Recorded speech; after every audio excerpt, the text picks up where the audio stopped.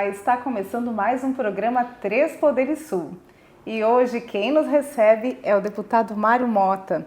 Muito obrigada por nos receber aqui hoje. Para nós do portal RDM é muito importante e é um prazer estar aqui, principalmente para mim, que também sou jornalista. E a gente quer entender um pouquinho como que funciona, como é que está acontecendo tudo nesse mandato. Pamela, é um prazer muito grande. Eu parabenizo o novo portal. Percebo claramente pela organização de tudo que antecipa uma gravação que vocês estão chegando com muita organização, com muito respeito, e eu sinto-me respeitado, é muito importante isso. E eu quero, antes de mais nada, desejar todo o sucesso possível que vocês conseguirem conquistar. Bom, você pergunta do mandato diretamente. Então, o que eu posso te dizer? É essa minha primeira experiência em política partidária, política eleitoral efetiva. Durante os últimos 40 anos, eu tive o privilégio de entrevistar todos os políticos de Santa Catarina em todas as circunstâncias, nas boas e nas ruins. Eu fiz todas as perguntas que eu gostaria de ter feito para os políticos efetivos. Eu tive oportunidade de ouvir argumentações muito bem explicitadas, muito bem trabalhadas, e ouvi também algumas que não me convenceram, mas que me ensinaram muito de como, por exemplo, não responder a indagações quando possivelmente eu fosse um político, e eu te juro que eu nunca imaginei essa circunstância. Eu mediei praticamente todos os debates eleitorais dos últimos 40 anos, os televisivos, aqueles da sexta-feira à noite, antevéspera da eleição do domingo. Então, as experiências todas que eu tive no meu relacionamento com políticos e com a política têm me ajudado bastante. E foi isso que fez com que você fosse iniciar uma carreira política? Então, Pamela, essa pergunta tem sido a mais recorrente na minha vida, feita pelos meus colegas de profissão, jornalistas, entrevistadores, e normalmente eles me perguntam, Mário, qual é essa desse encanto pela política? Por que esse encanto pela política agora? Quer dizer, quando eles falam agora, eu sei que eles estão falando da minha idade, do meu tempo de jornalismo e, de repente, no fim de uma carreira jornalística, entre aspas, que eu ainda não me considero aposentado, a pergunta é essa, por que esse encanto agora com a política? E eu digo justamente pelo meu desencanto com a política. Quer dizer, o que me fez colocar o meu nome à disposição e, de alguma forma, testar a possibilidade que o eleitor, que as pessoas que me acompanham há tanto tempo como jornalista, portanto, ouvintes, telespectadores, leitores de jornal, de portal, internautas, como eu anunciava lá no começo, quando a internet começou a chegar aos veículos de comunicação e as pessoas começaram a ouvir rádio pela internet. Então, até me lembro de ter criado esse neologismo de ouvir internautas, porque eram pessoas que nos acompanhavam pela... Então, na verdade, o que eu tenho dito é o seguinte, eu só ingressei na política porque eu queria provar, de algum modo, que era possível, por exemplo, fazer uma campanha sem um centavo de dinheiro. Não existe dinheiro público, existe o dinheiro dos pagadores de impostos, que somos todos nós. Mas eu tinha certeza que era possível fazer uma campanha. Arrecadei na internet, numa vaquinha, 57 mil reais, que foi o que eu gastei numa campanha para deputado estadual. Não tive efetivamente, não se deve contratar pessoas para trabalhar em campanha, mas isso efetivamente acontece. E eu não contratei nenhuma pessoa. Alguns amigos me ajudaram, principalmente no estado, onde eu tinha e tenho um bom relacionamento com muita gente, mas eu tenho absoluta segurança de que os 56.363 votos que me foram dados em 276 municípios dos 295 do estado, eu tive voto em 276, Todos esses votos foram orgânicos, eu posso dizer isso com muita tranquilidade. E quantas pessoas trabalharam na campanha efetivamente? Olha, efetivamente foram 4 pessoas, por incrível que pareça. É evidente, eu não estou considerando meu filho, minha filha, minha esposa, mas, na verdade, trabalhando efetivamente e sem custo algum para a campanha, foram 4 pessoas. E é evidente que, Mária, mais 36 anos de Jornal do Almoço, mais 26 anos de CBN, mais 16 anos de Hora de Santa Catarina, com uma coluna do 0 ao último número do jornal, tudo isso pesa, é claro que pesa. Como pesou também 38 anos e meio como professor de educação física, efetivo, por concurso, lá em 1980, que eu nunca me afastei da área. Eu trabalhava na Secretaria Estadual de Educação durante todo esse tempo, quando eu vim para Florianópolis, efetivamente com o magistério na rede pública estadual. Eu coordenava a área pedagógica da educação física. Então é evidente que eu tinha um relacionamento também muito amplo na área da educação. Eu fazia o Jornal do Almoço e voltava para a secretaria no prédio central aqui da Rua João Pinto. E eu sempre tentei fazer as duas coisas, as minhas duas profissões, comunicação e educação, na pior das hipóteses, eu tentava fazer da melhor maneira que eu podia fazer, nas condições que eu tinha. Então é evidente que esse conhecimento, essa resposta do público, porque de alguma forma eu sei que a memória afetiva falou bastante alto nesse número de votos que eu recebi com a campanha que eu fiz. Eu não investi um centavo em impulsionamento na internet, por exemplo. Eu estou hoje com quase 65 mil seguidores e sem um impulsionamento, são orgânicos efetivamente. Então, eu preciso agradecer demais quem saiu de casa no dia das eleições, lá em 2002, para votar no 55555, o número ajudava bastante, guardar, certamente, mas as pessoas que saíram organicamente. Eu tenho uma responsabilidade enorme por saber disso. Esse teu trabalho na Secretaria de Educação, com Educação Física, se estendeu até agora, quando você se candidatou? Não, eu me aposentei 8 anos antes. Deixa eu até dizer, eu estou com 73 para 74, porque às vezes eu falo que há 8 anos eu já era aposentado, as pessoas escolheram, mas como, né? Tudo bem, então...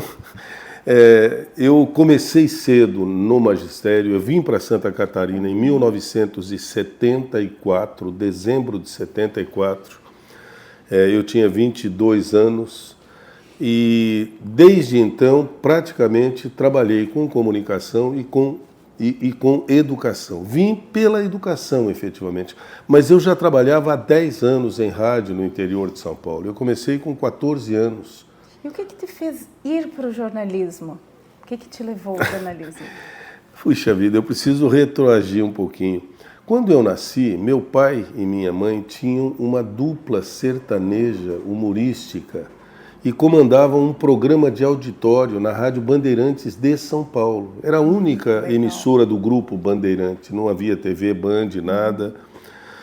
Havia Bandeirantes, Rádio Bandeirantes de São Paulo, PRH9, 890 kHz, se não me engano, a mais popular emissora paulista, em AM, na época era OM, ondas médias, curtas e frequência modulada. Depois é que foi evoluindo isso.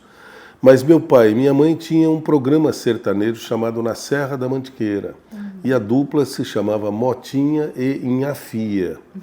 Meu pai era Motinha porque veio de cruzeiro no pé da Serra da Mantiqueira, divisa com o Rio de Janeiro e Minas Gerais, perto de Aparecida do Norte, ali no Vale do Paraíba.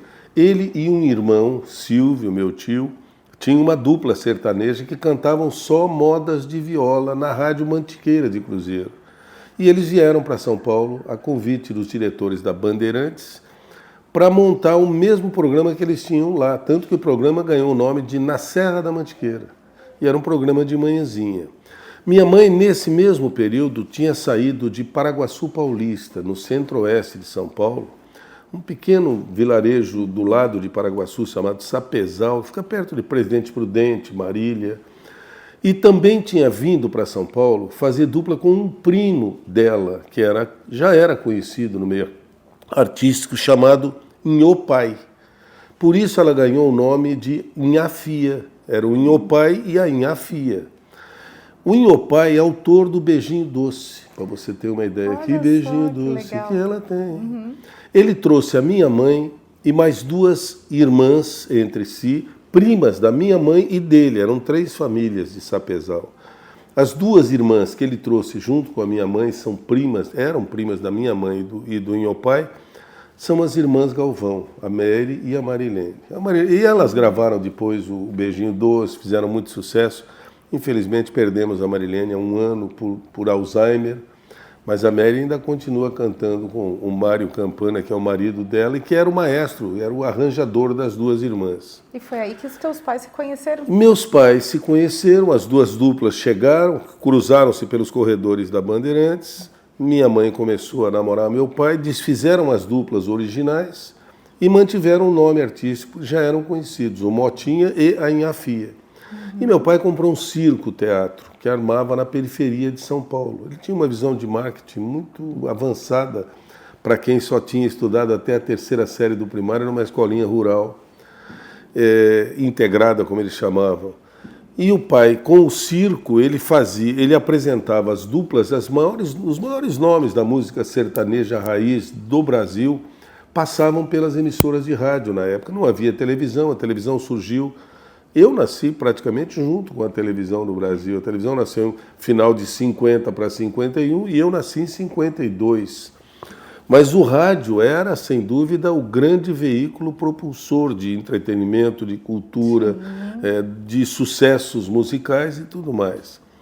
E eu me lembro que passavam pelo programa na Serra da Mantiqueira nomes como Tunico e Tinoco, Cascatinha e Ana, Zico e Zeca, Liu e Léo, Zilo e Zalo, Tião Carreiro e Pardinho, Nenete, Dorinha e Nardelli, Bolinha, Sidoca e Sueli, os avós da Sandy e do Júnior, que são pais da esposa, que era Zé do Rancho e Mariazinha, Mazzaropi, não tinha feito sequer o seu primeiro filme, Candinho, e era o Mazzaropi praticamente começou o stand-up no Brasil, ele fazia shows em circo, meio caipirão, tal, contando histórias, piadas, cantando algumas músicas e segurava 1 hora, 1h30 de espetáculo.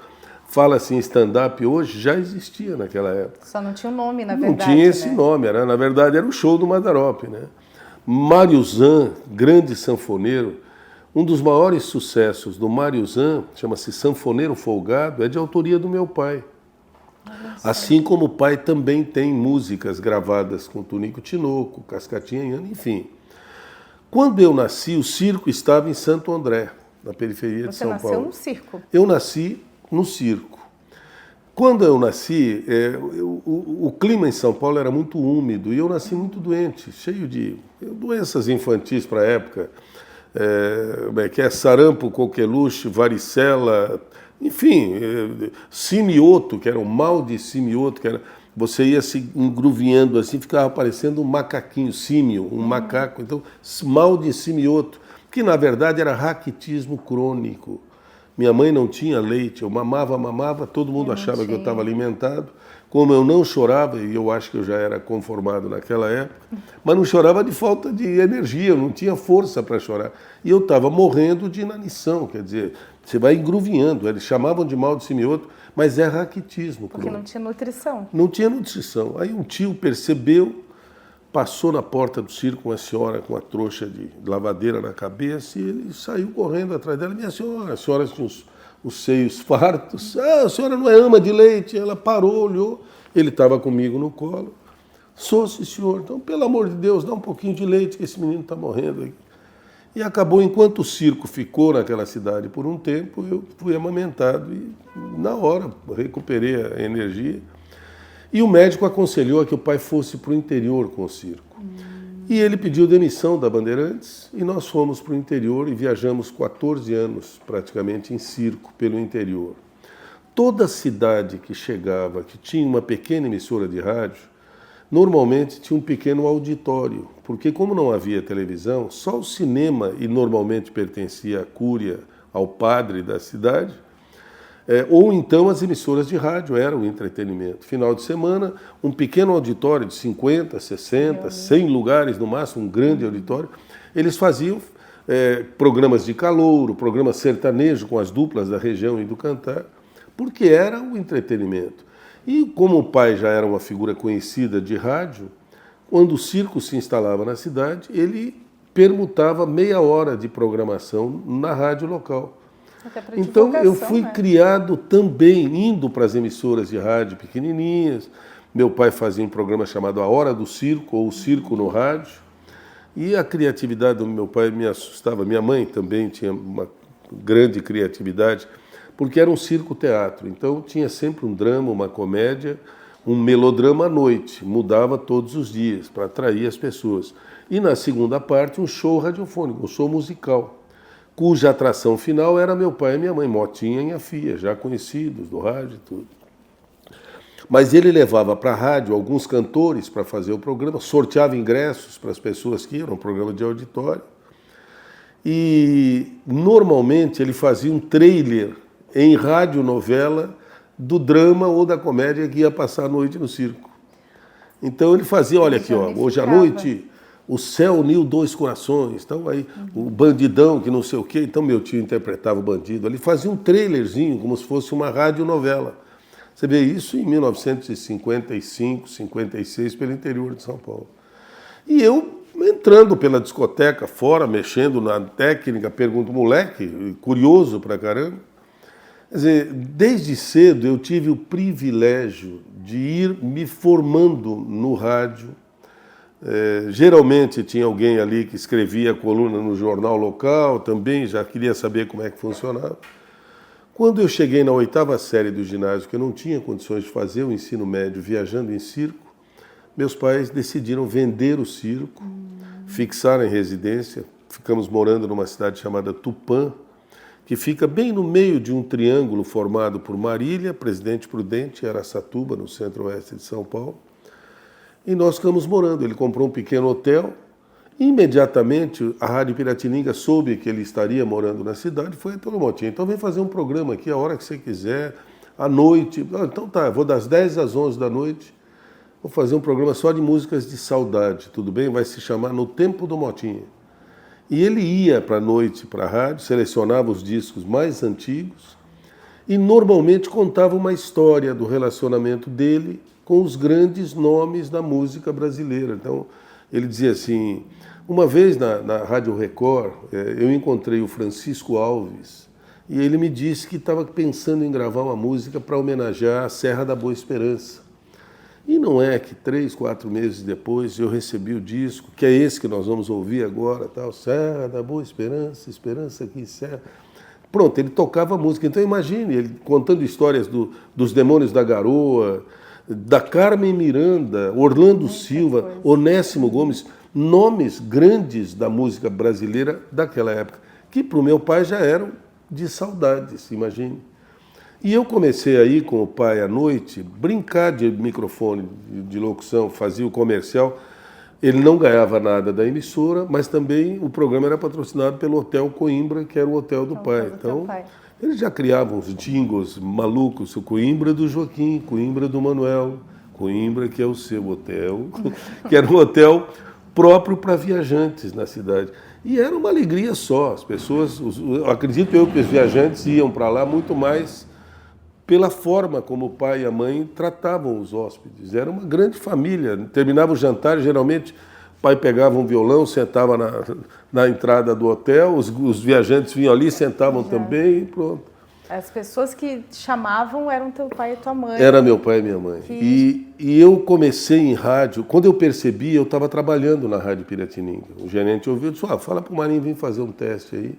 Porque era assim que você começava em rádio. Uma semana, um mês depois, eu já tinha uma coluna no jornal de Tupã, com Buca do Universitário, que eu já estava entrando na faculdade. E era uma coluna simples, de curiosidades, de notas sociais dos universitários da cidade. E dali para frente eu nunca mais me afastei de comunicação. Me formei em Educação Física, na primeira turma da faculdade da Escola Superior de Educação Física da Alta Paulista, em Tupã, e fui patrono da segunda turma, Eu fiquei lecionando na faculdade porque eu fiz uma faculdade modestamente muito boa, por outras circunstâncias, não por QI, consciente de inteligência, não. Aconteceu algo muito interessante. Não havia livros em português para o curso de Educação Física. Eu fiz uma das primeiras turmas no Brasil. E eram tudo em inglês? Tudo em espanhol, japonês e por aí afora. Quer dizer, era muito difícil você achar literatura específica para o curso de Educação Física superior em português. Me lembro que tinha 2 livros bons, grossos. Era basicamente um processo pedagógico. Era Basquetebol, de Moacir Dayuto, e Voleibol, de João Bosco e Borsari. Eram os únicos 2 livros que você conseguia comprar que vinham em português de recém-escritos. E aí nós percebemos, eu e mais 4 colegas, percebemos que se nós assistíssemos às aulas, copiássemos as matérias, mimeografássemos, que era uma forma de você duplicar, e vendêssemos para os alunos que não iam muito nas aulas ou que só iam no final de semana, a gente podia faturar algum. E a coisa engrenou de tal maneira que eu paguei a minha faculdade praticamente todinha, produzindo, assistindo aulas, produzindo apostilas, indo na casa dos professores para que eles fizessem uma revisão, e eles começaram a pegar confiança e começaram a dizer, olha, na prova é da apostila 9 e a apostila 15, do grupo do Mota aí. Porque tinham 2 grupos que começaram fazendo, mas só o nosso conseguiu se manter. E isso acabou me dando não só o pagamento da faculdade, como eu chegava na hora da prova, não precisava nem estudar. Na verdade, era eu quem fazia a cópia, porque os outros eram meio vagabundões, né? Meus queridos amigos, eles sabem que eu estou falando a verdade, por isso que eu posso falar.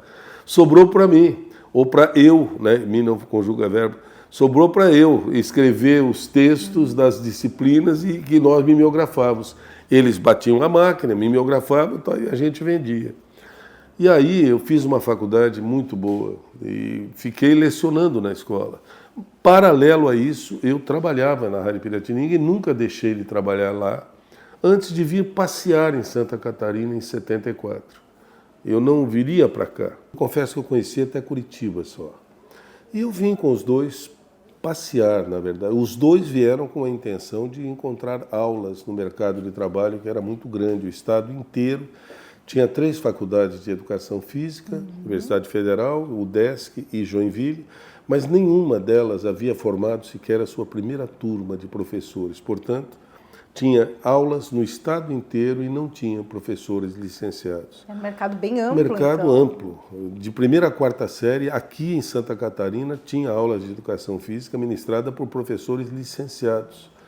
Bom, conclusão, quando eu percebi que havia um mercado muito inteiro, tudo por fazer, e também o mercado de comunicação era bastante recente, não tinha muita gente, não havia faculdades na época para produzir radiojornalistas, repórteres, narradores, enfim. Eu acabei ficando aqui também, fui parar em Lages em dezembro de 74, portanto faz 51 anos. No dia seguinte eu era o chefe da divisão de educação física da 7ª UCR e já trabalhava na Rádio Princesa de Lages, sempre na com a equipe de junto. esportes. Então, porque, como eu disse, não havia muito material humano aqui. E acabei permanecendo em Lages durante 3 anos, até me retornar para São Paulo por um período de 3 anos, em que eu voltei para Tupã coordenar a rádio onde eu havia iniciado, mas saiu o concurso público aqui em Santa Catarina em 1980 e eu voltei em definitivo para Lages, fiz concurso, minha esposa também é formada em Educação Física, também formada comigo lá em Tupã, e nós estamos completando esse ano 50 anos de casados e praticamente nos casamos vindo para cá. Vieram Faz 50, os dois pra cá. juntos para cá. Eu vim, fiquei 1 ano, no ano seguinte nos casamos.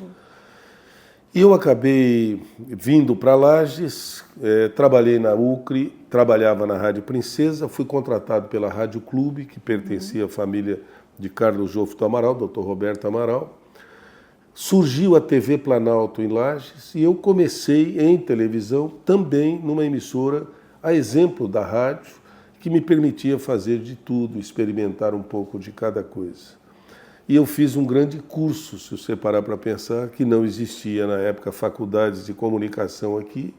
E eu aprendi tudo que tinha que aprender numa emissora de TV pequena, nova. Hoje é a grande rede do SCC, SBT, por todo o estado.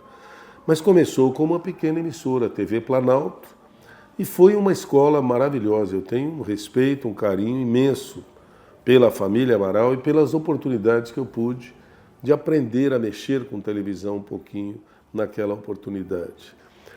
Até 86, quando a TV Planalto colocou as suas imagens em Florianópolis. Era o único lugar, nós já estávamos em rede com Silvio Santos, TVS, foi a primeira afiliada do SBT, da rede de Silvio Santos. E nós eu vim para Florianópolis em 86, dia 17 de fevereiro, convidado a assumir a área pedagógica na Secretaria da Educação, da área da Educação Física. Eu não vim para trabalhar com comunicação. 3 meses depois, eu recebi o convite para apresentar o Jornal do Almoço da RBS. E eu confesso que foi uma surpresa, porque eu vim para cá, trabalhava na secretaria, gravava os comentários que eu tinha na TV Planalto e mandava para Lages. E, de repente, de uma hora para outra, surgiu esse convite. E eu entrei apresentando o Jornal do Almoço no dia 5 de maio de 86. E permaneci por 36 anos à frente do telejornal, em paralelo com a educação. Eu não me afastei da educação física. Eu ia de manhã aqui para a Rua João Pinto, na Secretaria da Educação, subia próximo do meio-dia, apresentava o Jornal do Almoço e retornava para o período da tarde. Até que surgiu a CBN Diário, a rádio, e um projeto de fazer radiojornalismo. E era algo que eu gostaria muito. Isso foi em 96 aproximadamente. Para que eu pudesse fazer rádio no período da manhã, eu tive que sair da secretaria e me transferir para o Conselho Estadual de Educação, porque eu podia fazer o período da tarde, das 13 às 19 horas. Então eu subia de manhã, fazia rádio CBN, no mesmo prédio, a emissora também era da RBS, agora da NSC. Era tudo junto. Era ali, tudo né? junto, fazia o Notícia na Manhã, fazia maquiagem no estúdio da rádio, porque eu saía 5 minutos antes do Jornal do Almoço, não editava o Jornal do Almoço, apresentava, voava às cegas, chegava lá, dava uma olhada no script, vamos, seja lá o que Deus quiser. E deu sempre certo. Eu trabalhei 38 anos e meio na educação, me aposentei, trabalhei 36 anos na TV, 26 na CBN e 16 no Hora de Santa Catarina, com a segunda página, uma coluna, juntamente, mais tarde, com a Laine Valgas, na outra metade de página. E aqui na LESC, quais são os seus maiores desafios, ou foram os seus maiores desafios? Bom, eu acho que o maior desafio realmente foi dizer às pessoas que eu não estava mais no jornalismo e que eu era candidato a deputado estadual. Não foi fácil. Eu fui muito para a avenida, eu ia muito ali para o Paparella, na esquininha, entregando carro por carro e dizendo, olha, deixei, me afastei do Jornal do Almoço, gostaria muito de representá-lo na Assembleia Legislativa. E o meu único compromisso é levar para a Assembleia, levar para a política partidária, efetivamente, os princípios e valores que eu trouxe até aqui nas duas profissões que eu sempre desenvolvi, que era a comunicação e a educação. E quando eu entrei nesse gabinete, eu não tinha praticamente ninguém para quem eu tinha prometido um emprego. Me ajuda que depois eu te ajudo. Eu entrei com total liberdade. Decidi que eu montaria um gabinete técnico.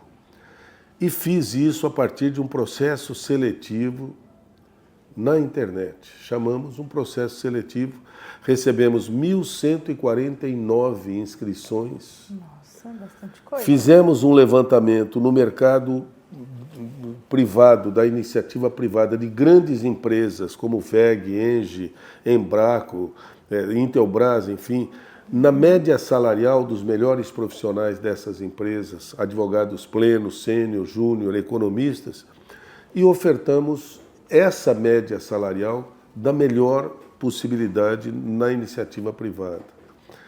e mesmo assim é abaixo do que normalmente a Assembleia paga. Mas todos aceitaram, e eu tenho, modestamente falando, dois grupos que me orgulham muito, que é o grupo de bacharéis, é um grupo jurídico, e um grupo de fiscalização, que trabalha direto, buscando todos os processos licitatórios, contratos e acertos que estão em vigor ainda dos últimos 5 anos de governo.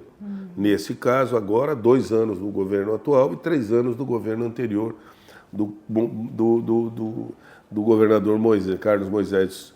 E a fiscalização é feita com toda a lisura possível, e quando encontramos alguma coisa suspeita, nós encaminhamos para o Ministério Público, porque essa é, para mim, a principal função de um deputado estadual, ao lado de legislar. Legislar, fiscalizar a aplicação do dinheiro do contribuinte pelo executor do orçamento, que é o executivo. E aí nos leva, inclusive, para uma discussão que desde o primeiro momento eu já trouxe à tona, indo inclusive à tribuna. Eu nunca entendi as tais emendas parlamentares. Elas foram criadas em 2014 na Câmara Federal para substituir o mensalão. Os deputados queriam ter algum dinheiro do orçamento nas mãos para que eles pudessem gerir, eles pudessem destinar. Evidente que isso só passou porque foram os próprios interessados que criaram lá atrás e porque criaram por uma emenda à Constituição e não por uma lei ordinária. Portanto, nem passou pelo Executivo para sancionar ou vetar. Foi promulgada pela mesa daquele poder, o Legislativo, a Câmara. Da mesma forma, as assembleias também criaram emendas parlamentares impositivas. Em Santa Catarina, era 1% do orçamento do ano seguinte, dividido entre os 40 deputados. Isso equivalia, quando eu entrei no gabinete, a aproximadamente 12 milhões e meio para ser distribuído por ano de mandato por cada um dos deputados.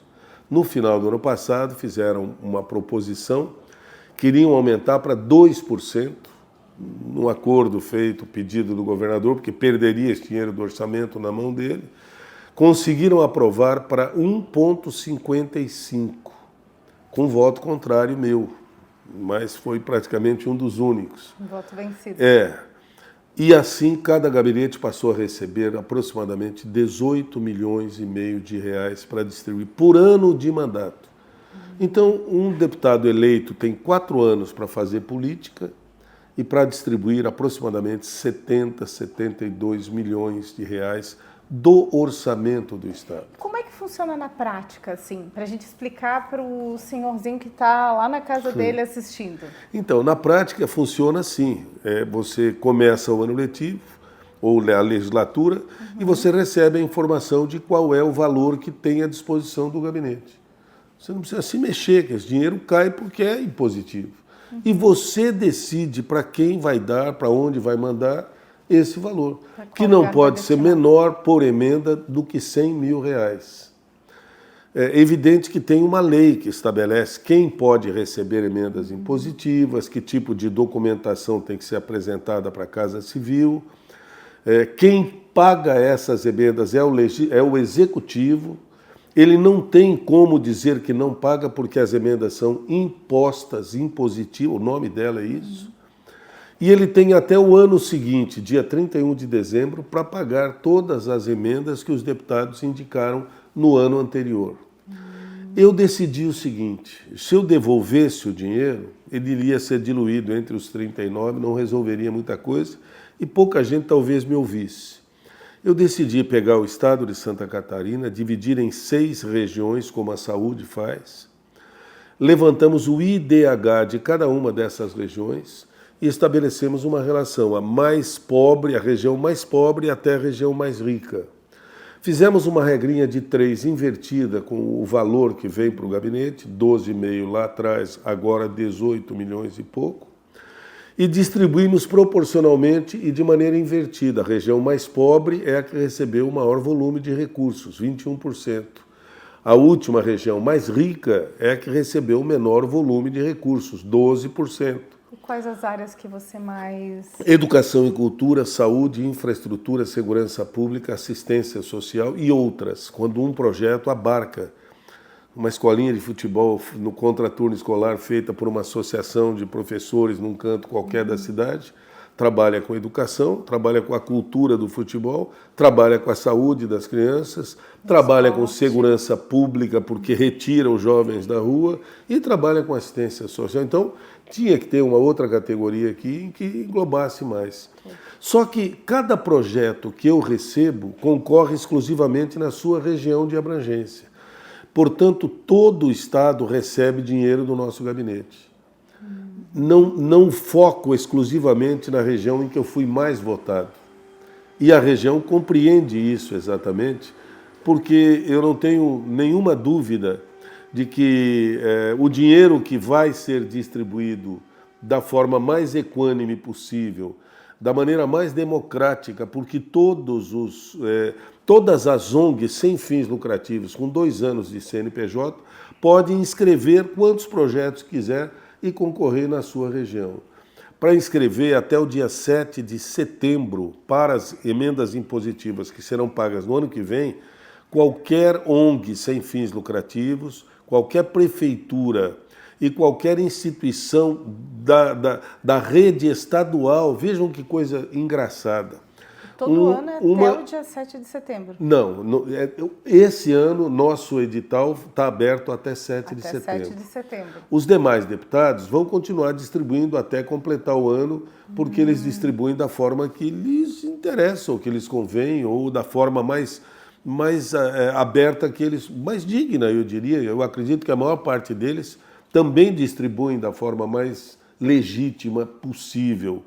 Mas é difícil você não carregar em qualquer oferta que você faça de um valor para uma determinada instituição, para uma prefeitura, aquele sentimento que brota no ser humano de gratidão. Puxa vida, olha, o deputado está nos dando aqui R$500 mil.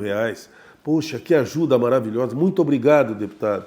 Nós temos que, de alguma forma, devolver a ele com algum tipo de agradecimento. Quer dizer, isso fica amarrado à ideia de emendas. Dificilmente um deputado diz, olha, esse dinheiro não é meu, não. Esse dinheiro aqui é do orçamento, é dinheiro do imposto de todos nós. Quando não, tira uma foto com um cheque enorme, como se ele tivesse assinado esse cheque, quando, na verdade, qualquer emenda chega para a instituição, para a prefeitura, para quem quer que seja, por uma ordem bancária direto do executivo para eles. É a mesma coisa que você ir num caixa eletrônico, tirar R$100 e dar um abraço, um agradecimento ao caixa eletrônico, dar um beijo. Muito obrigado, caixa. Você tirou o dinheiro que está ali dentro e que é teu dinheiro. Então, só que como é que eu vou explicar isso sem criar um constrangimento? Simplesmente explicando dessa forma. O dinheiro que vai para as emendas é dinheiro do orçamento, é dinheiro dos impostos. A única coisa que um deputado faz é intermediar, pegar daqui e entregar ali. Encontrar o destino entre aqueles que estão precisando. Eu espero que seja da melhor forma possível. O único gabinete em todas as assembleias do país a distribuir emendas por um edital é o nosso. E via IDH, né? Nós decidimos que seria via IDH, mas eu digo mais pelo edital mesmo, ou seja, nós recebemos no primeiro ano 484 projetos. Foram contemplados 44, acabou o dinheiro. No segundo ano recebemos 405 projetos no ano passado. Foram contemplados quase 70, porque aumentou o valor do recurso, 18 milhões e meio. E esse ano estamos com o terceiro edital aberto até 7 de setembro. Deputado Mário Mota, Mota com 2 T's, deputadomariomota.com.br, você vai encontrar o edital todinho ali, digitalizado, com todas as orientações de como escrever quantos projetos você quiser. Só não pode ser menor do que 100, menor, não falei errado não, tem que ser de R$100 mil para cima. E agora, para a gente finalizar, o que a gente pode esperar de Mário Mota? Projetos futuros? Eu tenho pelo menos 5 bons projetos que, em paralelo a isso, nós estamos desenvolvendo. Temos um que é de rearborização de pequenos municípios. Eu fui a Mendoza, na Argentina, e fiquei abismado com uma cidade que é totalmente arborizada, mas demais. Parece túneis verdes assim nas cidades, onde quer que você vá na área central. E se você consegue passar pelos túneis verdes com 3 graus mais baixo de temperatura, agradabilíssima, você chega numa praça enorme, 2 quarteirões emendados, cheio de árvores. Caminha para a direita, anda mais 3 quarteirões, nova praça, onde quer que você vá. E fora a questão também de bem-estar, De bem-estar, visual. Respira um ar puríssimo e tudo mais. E são árvores próprias para a urbanização de cidades, troncos grossos, fortes, baixas, com copas.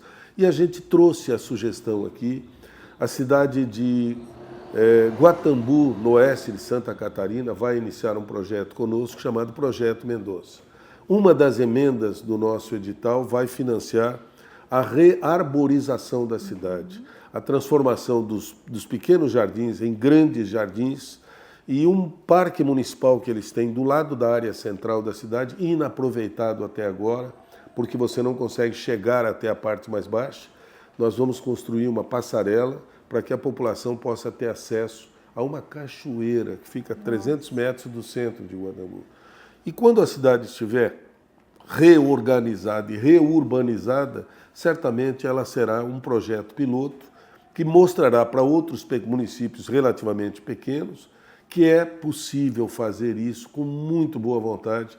Nós fizemos o lançamento semana passada lá, num auditório da cidade, com a maior parte da população presente, empresários, e todos eles entusiasmados com a ideia de cada um poder ajudar a seu modo. Esse é um. Temos um outro projeto que está em andamento chamado Para Mudar de Vida. É um projeto feito em parceria com o Dr. Marlon Reis, o criador do Ficha Limpa, daquela lei da Ficha Limpa, ele era deputado na época. Hoje ele representa uma instituição chamada Tang Education Chinese. É uma instituição chinesa que dá bolsas de estudo na área tecnológica para jovens de 15 a 17 anos do mundo, na verdade. E da América Latina, nenhum jovem ainda havia sido encaminhado para lá. Nossa intenção é encaminhar 120 catarinenses que serão selecionados com a ajuda do Senai e do SESI, que farão um curso de mandarim aqui, nível 4, dado pela China, em EAD.